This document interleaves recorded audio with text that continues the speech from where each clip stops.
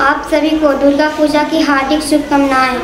हम और हमारे मित्रगण माँ दुर्गा की 9 स्वरूपों के बारे में बताने जा रहे हैं, जिसका माँ दुर्गा की पहला स्वरूप शैलपुत्री है। शैल का अर्थ शिखर।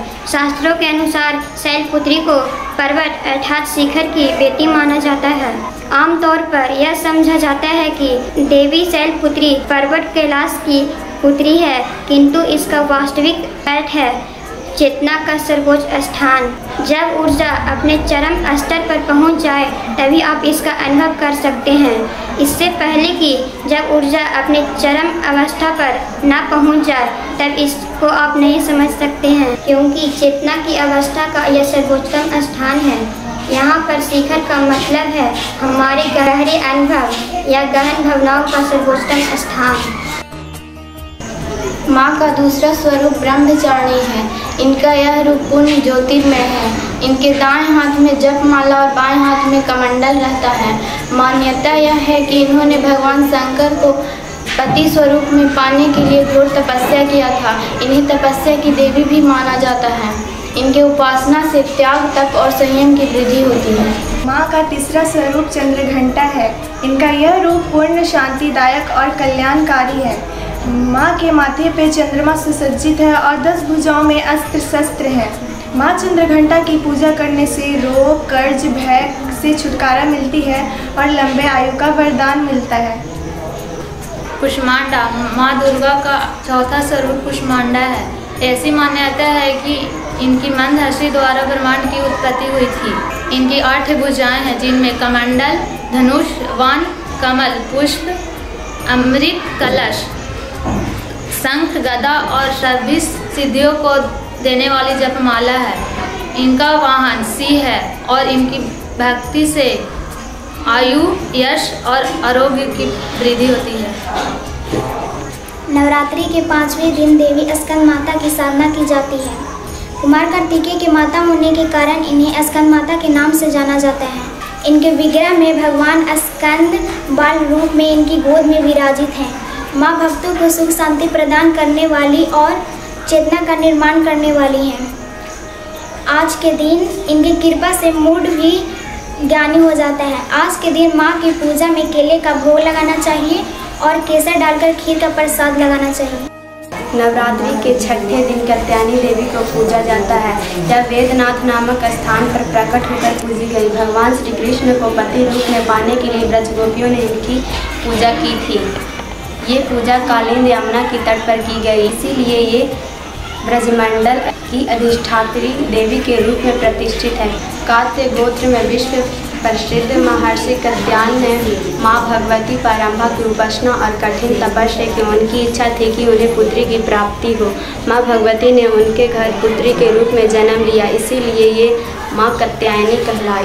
भावना ऐसी है कि इनकी कृपा से सारे कार्य पूरे होते हैं। नवरात्रि के 7वें दिन माँ कालरात्रि, काल को जीतने वाली काली जी देवियों की केंद्रीय सत्ता है। भगवान शंकर की शक्ति के रूप में कभी रुद्राणी बनकर भक्तों की कल्याण करती है तो कभी चंडिका बनकर चंड मुंड का संहार करती है।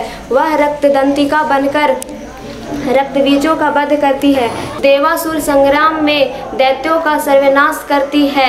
संसारिक प्राणी जिन जिन चीज़ों से दूर भागता है वह सब शंकर जी और माँ काली का प्रिय है। वह नरमुंड का माला पहनती है।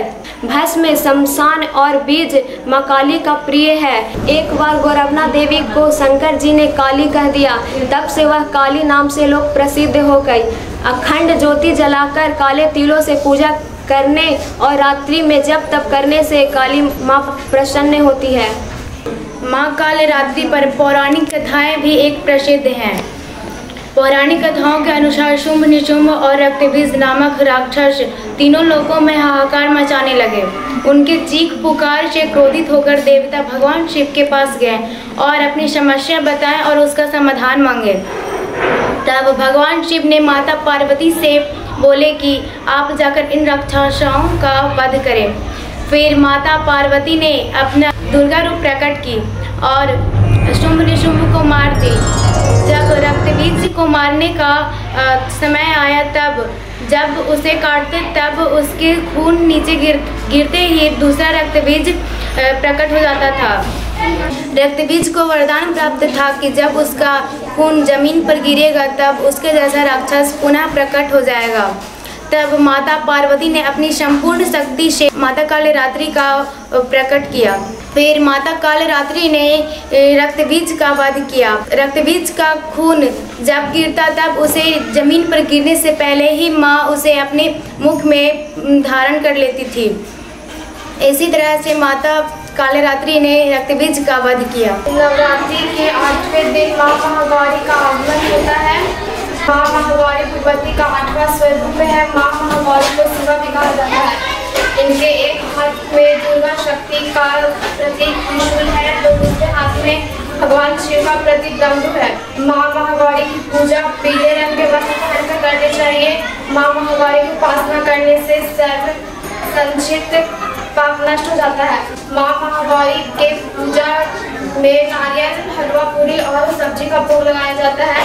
आज के दिन काले चने प्रसाद का विशेष रूप से बनाया जाता है। आज माँ महागौरी का ध्यान मंत्र श्वेते विशेष नमः श्वेतांबर धरा सुचि महागौरी शुभम दधान महादेव प्रमोदता का यह शक्ति जप करें। माँ सिद्धिदात्री भगवती का 9वां स्वरूप है। माँ सिद्धिदात्री ही भगवान शिव के अर्धनारीश्वर स्वरूप को पूर्ण करती हैं। नवरात्रि के 9वें दिन माँ दुर्गा के सिद्धिदात्री स्वरूप की पूजा की जाती है।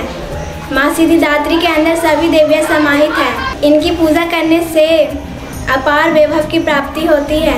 इस दिन कमल के पुष्प पर बैठी हुई माँ सिद्धिदात्री का ध्यान करना चाहिए और माँ को 9 कमल या लाल सुगंधित पुष्प भी अर्पित करना चाहिए। इस दिन देवी को शहद भी अर्पित करना चाहिए और धान का लावा अर्पित करके ब्राह्मण को दे देना चाहिए। आई गिरि नंदिनी नंदित मेदिनी विश्व विनोदिनी नंदिनुते गिरिवर विंध्य शिरोधिनी वासिनी विष्णु विलासिनी